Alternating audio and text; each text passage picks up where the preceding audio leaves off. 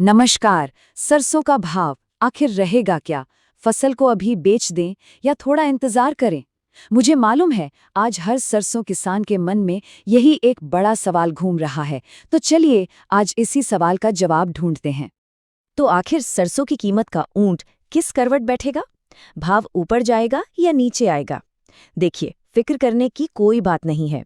आज हम और आप मिलकर ताज़ा बाजार रिपोर्ट्स को खंगालेंगे और हर पहलू को इतनी आसान भाषा में समझेंगे ना कि फैसला लेना बहुत आसान हो जाएगा।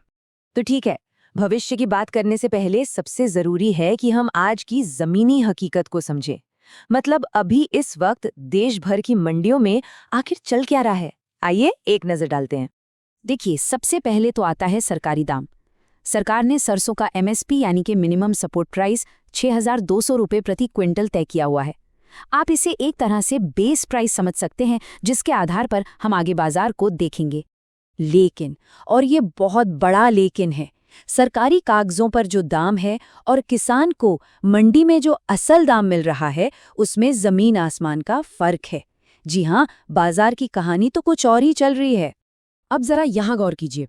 ये जो आप देख रहे हैं ना, ये एक तस्वीर में पूरी कहानी कह रही है। एक तरफ देखिए, बेंगलोर में भाव आसमान छू रहा है, 11,000 रुपये तक। बीच में है अपना सरकारी एमएसपी 6200 रुपये का। और फिर दूसरी ही तरफ कटनी जैसी मंडियों में किसान को मिल रहा है सिर्फ 3900 रुपये।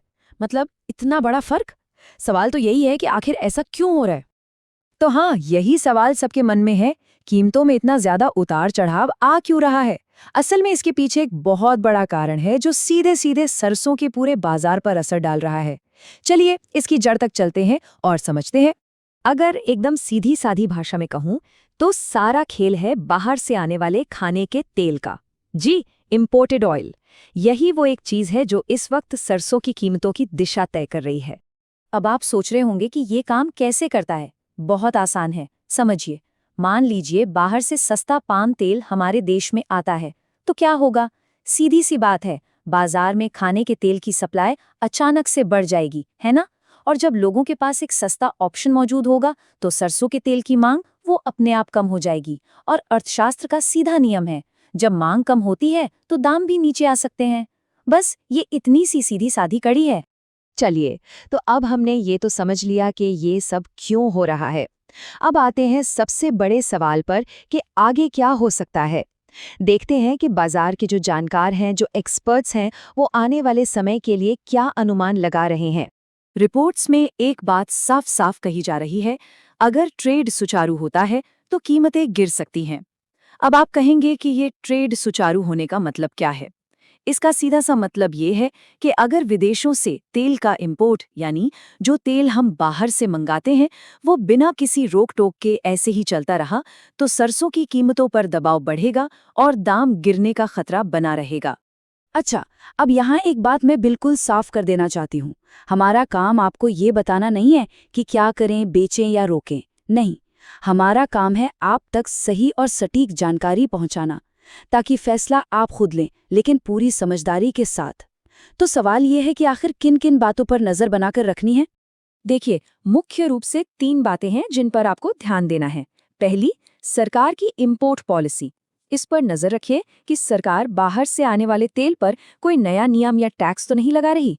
दूसरी चीज, पाम और दूसरे तेलों के अंतर्राष्ट्रीय भाव।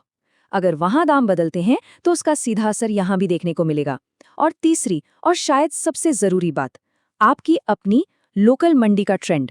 वहां माल कितना आ रहा है और खरीदार कितने हैं, इस पर अपनी पकड़ मजबूत रखिए। एक बात हमेशा याद रखिएगा, बाजार का मिजाज वो रोज बदलता है और इस बदलते हुए खेल में जिसके पास सही जानकारी है वही सबसे ताकतवर है।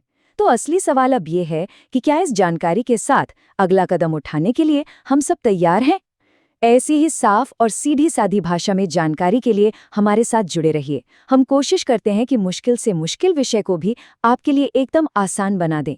चैनल को सब्सक्राइब करना मत भूलिएगा ताकि कोई भी ज़रूरी अपडेट आपसे मिस न हो। जुड़ने के लिए बहुत बहुत धन्यवाद।